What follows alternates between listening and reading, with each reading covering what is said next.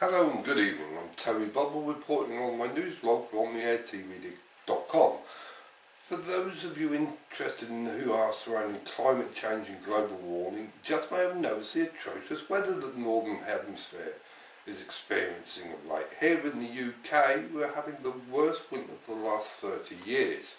It's bringing the country to a standstill. Is this relevant to climate change and CO2, you may ask?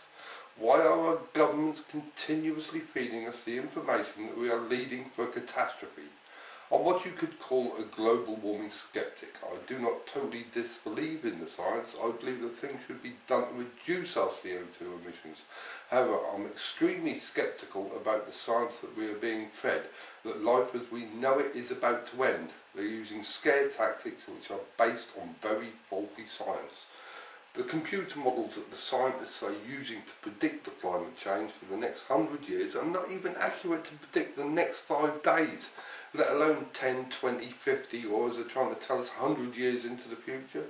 One of the leading scientists for the IPCC, which is the Intergovernmental Panel on Climate Change, Professor Mojib Latif, has found new ways to measure sea temperatures at the bottom of the ocean.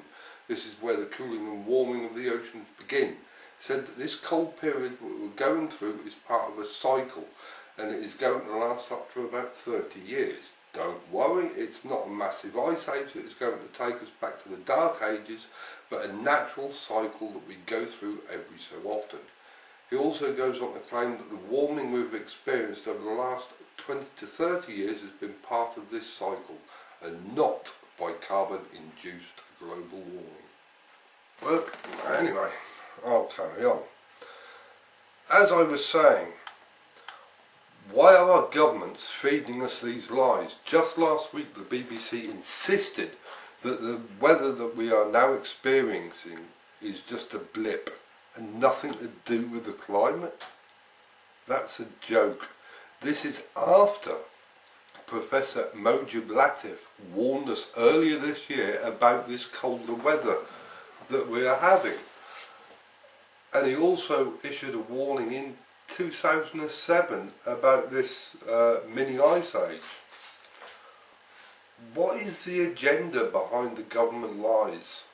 Some people are now saying that they're trying to bring in a new world order. What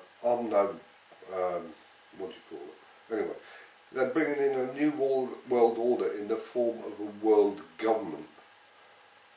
The UK Prime Minister Gordon Brown has already hinted at this when he was saying that a world organisation needs to be brought in to deal with global warming. One that is in essence a global police force, and they'll have the power to force countries to do their will.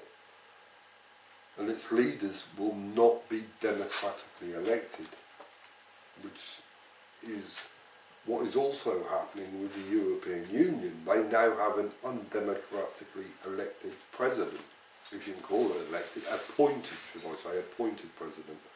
And Europe is now considered a country in its own right. There's something else which really puzzles me about this, is that the USA government is actually backing this. You'd think that an economic superpower such as the EU, which is going to be extremely strong competition for the USA, and which is not in the USA best interest. Anyway, I digress. One of the scientists who was working with the University of East Anglia and was one of the ones behind the, what do they call it, the Climategate, where they leaked emails which pointed towards their fiddling with the data on the climate. He was forced to resign, as I said. Now all of a sudden he's head of a £10 million project teaching children of other countries about global warming. It really sounds to me like he's been paid off for his previous work. Anyway, I think that's worth thinking about.